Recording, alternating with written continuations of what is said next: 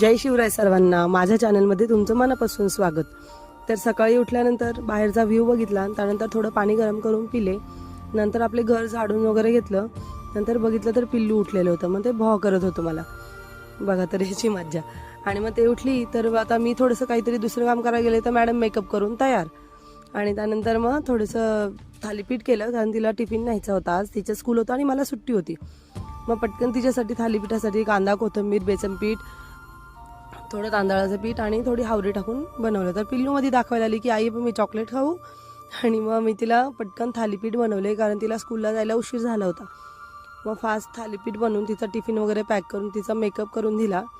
मस्त तिला रेडी केलं स्कूलसाठी, कारण आज आहे सॅटरडे आणि तिला आज स्कूलमध्ये युनिफॉर्म नसतो.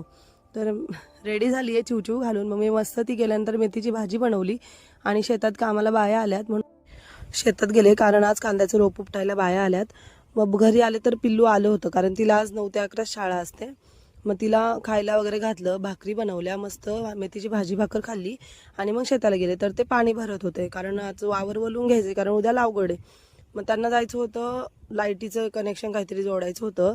मग त्यानंतर मला पाणी भरायची वेळ आली. मग मी पाणी वगैरे भरलं, अख्खं पाणी जवळजवळ मीच भरले, 1-2 पाटच त्यांनी भरलेत. मग पिल्लू पण आलं घरून, मग तिला पण पाण्यात खेळायचं होतं. मग ती मस्त पाण्यात खेळली, स्विमिंग पूल करून. मग ते आले 3:30 वाजता. 3:30 वाजता जेवण केलं त्यांनी आज, कारण कांदा लावगड असली ना शेतकऱ्याचं खरंच लग्नच लागतं. आणि मग आमची सुट्टी झाली, आम्ही दोघी गेलो मग कांद्याचं रोप उपटायला. मग पिल्लूला मोबाईल दिला जरा वेळ बघण्यासाठी आणि मग आम्ही कांद्याचं रोप उपटायला गेलो. तर भरपूर काँग्रेस झाला आहे, पण आता पर्याय नाही आहे त्या गोष्टीला, आहे ते करणंच आहे. भरपूर काँग्रेस झाला असलं तरी कांद्याचं रोप हे उपटणंच आहे. काडी बाकी, गवत भरपूर झालंय, पण तरी पण कांद्याचं रोप बाकी चांगलं आहे, कारण काळी खाली चांगली आहे. मग आम्ही इथं कांद्याचं रोप उपटत होतो. फास्ट रोप उपटून मग घरी आलो. घरी आल्यानंतर मग पहिलं देवाला दिवा लावला, पिल्लूला आणि तिच्या माऊला सफरचंद दिलं खायला, म्हणजे थोडासा नाश्ता करायला, कारण खूप भूक लागली होती. मग त्यानंतर मग मी पटकन बेसन टाकण्यासाठी कांदा चिरला, लसूण टाकला, कोथिंबीर वगैरे टाकून बेसन पीठ खोलून त्याच्यामध्ये टाकलं आणि बेसन बनवलं, मस्त भाकरी बनवल्या आणि लगेच जेवायला घेतलं, कारण दिवसभर काम करून खूप भूक लागलेली. मग पटकन जेवण पण घेतलं, पिल्लूलाही जेवण चारलं. पण आमच्या आजीला ना बेसन भाकरी नव्हती चालत, मग आजीसाठी पटकन थालीपीठ बनवलं आणि मग आजीला थालीपीठ खायला दिलं. तर पिल्लू पण आजी सगळे थालीपीठ खायला गेली.